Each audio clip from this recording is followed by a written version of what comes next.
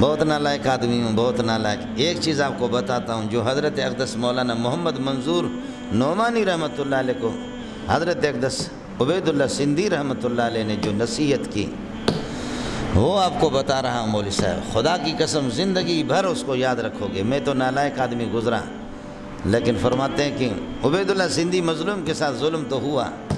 ہر مولوی الو کا پٹا اٹھ کر کے عبید اللہ سندھی کو کوئی دائرہ اسلام سے خارج سمجھتا ہے، کوئی ظال سمجھتا ہے، کوئی مضل سمجھتا ہے۔ جو بھی انگریز کے خلاف جو اٹھتا ہے اس کو سب پاگل کہتے ہیں۔ جیسے کہ آج بھی سارے آپ کے ملک کے خنزیر وہ دانشور بنے ہوئے، اور طالبان دنیا سے ناواقف ہیں، یہ کسی کام کے بھی نہیں ہے۔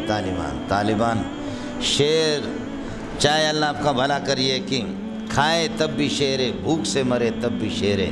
طالبان ہر صورت میں شیر ہے، سمجھ۔ جہاز میں سوار ہو رہا ہے ان کا چیف، اللہ آپ کا بھلا کرے، فوج کا، اور یہ کہ جہاز میں جا رہے ہیں اور کھانے کا ٹائم آ گیا، پیاز لے کر کے روٹی اس کے ساتھ کھا رہا ہے، سمجھتا۔ ابھی جو ساتھی حج پہ جو ساتھی گئے ہوئے تھے، بہت سے حاجیوں نے بتایا کہ سعودی حکومت نے دبر پہ زور لگائے، ایڑی چوٹی کی، طالبان کو خصوصی پروٹوکول دیے ان کے وزیروں کو، تمہارے لیے خاص یہ کہ ایئر کنڈیشن رہائش منا میں، مزدلفہ میں۔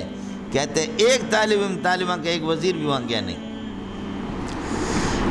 ساتھی کہتے قسم خدا کی، جب بھی ان کو دیکھتے تھے طواف کر رہے تھے، طواف کر کے، اور جیسے بیٹھتے ہمارے ساتھ تو بعض کے جو کیا کہتے ہیں جو بیدار دماغ ہے تو ان کے آنسو آتے تھے، کہنے لگے ہم یہ خرافات دیکھ رہے ہیں کہ سعودیہ میں حرم نبوی میں کیا، یہاں کیا کیا خرافات کیا کیا ہو رہے ہیں، یہ سب ہماری نگاہوں میں ہے۔ سب کو سبحان اللہ، یہ سب کچھ ہماری نگاہوں میں ہے۔ اللہ پورا کر دے گا، جیسے افغانستان کو اللہ نے آزاد کر دیا، اس طرح اللہ اپنی پوری سرزمین کو ان خرافات سے ہمارے ہاتھ سے آزاد کرائے گا۔ سب کو سبحان اللہ، سمجھتا ہے اس قسم کے لوگ ہیں مول صاحب۔ ہے ایک کشتی کا لے ملنگ کو چھوڑو یار ان باتوں کو۔ مولانا عبید اللہ سندھی کی بات آپ کو عرض کہ عبید اللہ سندھی مولانا منظور نعمانی رحمۃ اللہ علیہ فرماتے کہ میں نے جلسے میں 3 دن آپ کے ساتھ رہا، رات کو 11-12 بجے تک جلسہ ہوتا تھا۔ اس کے بعد جب ہم آتے تھے، ایک کمرے میں ہمارے لیے پلنگ اور گدے رکھے تھے، گدے گدوں پر سوتے، لائٹ بند کر دیتے۔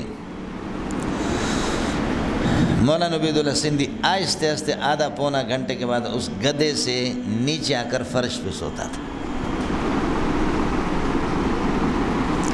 آدھا پونا گھنٹے کے بعد نیچے، پہلے گدے پلنگ پر سو گئے، میں بھی سو گیا ساتھ، میرا وہ پلنگ ہے ان کا یہ ہے، آہستہ آہستہ اس کو دیکھا، آدھا پونا گھنٹے کے بعد نیچے آ کر کے سو گئے۔ پھر آدھی رات کو گھنٹہ 1.5 گھنٹے 2 گھنٹے کے بعد، اچھا دوسری بات یہ ہے کہ سوتے تو پاؤں پھیلاتے نہیں، سکڑ کر کے سو جاتے، 2۔ تیسرا یہ ہے کہ رات کے آخری حصے میں اٹھ کر کے وضو بنا کر کے تہجد پڑھ کر کے روتے تھے۔ 3 راتیں میں نے دیکھی۔ آخر میں جب جدا ہو رہے تھے میں نے کہا کہ سندھی صاحب، لوگ تو آپ کو ضال اور مضل اور گمراہ قرار دیتے ہیں، آپ کے بارے میں سنا تھا، لیکن آپ کے علم کا اعتراف، لیکن یہاں سب کچھ اس کا الٹ ہے۔ یہ کیا ہے؟ اللہ واسطے مجھے نصیحت کرو اور اپنی قابلیت کے راز بتا دو کہ یہ کیا ہے، یہ علم کہاں سے؟ فرمایا کہ منظور صاحب ایک مسئلہ یاد رکھ لینا، اپنی راز کی بات مولویوں کو کبھی نہیں دینا۔ ہمیں جب بھی انگریز کے خلاف جہادی پروگرام ہم نے بنایا، ہمیں ذلیل کیا، مولویوں نے ذلیل کیا، ایجنسیوں کے اعلی کار بنے، پیسے لے کر کے منافقوں نے ہمیں منافقت کر کے، مولویوں نے ہمیں ایسا غداری کی۔ اپنے راز کی بات ہر ایک کو بتانا نہیں، خاص طور پر مولویوں سے خیال کرنا، تمہارے جنس میں ہو کر شامل ہو کر تمہیں دیکھو دیں گے۔ ایک دوسرا مسئلہ فرمایا کہ منظور صاحب تہجد کا اہتمام کرنا، اس کے بغیر جو کہتا ہے کہ ولی اللہ ہے، پکا دجال جھوٹا ہے، ولی اللہ بن نہیں سکتا بغیر تہجد کے۔ 2 سمجھتا ہے۔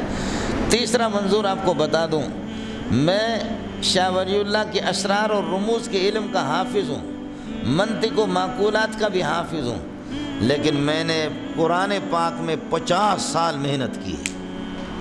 میری محنت کا مرکز قرآن رہا ہے، میری محنت کا مرکز قرآن رہا ہے۔ جو کچھ علم آپ کو محسوس ہو رہا ہے، جو دیکھ رہے ہیں، یہ سارا قرآن کی برکت ہے۔ یہ بات آپ کو سمجھانا چاہ رہا تھا۔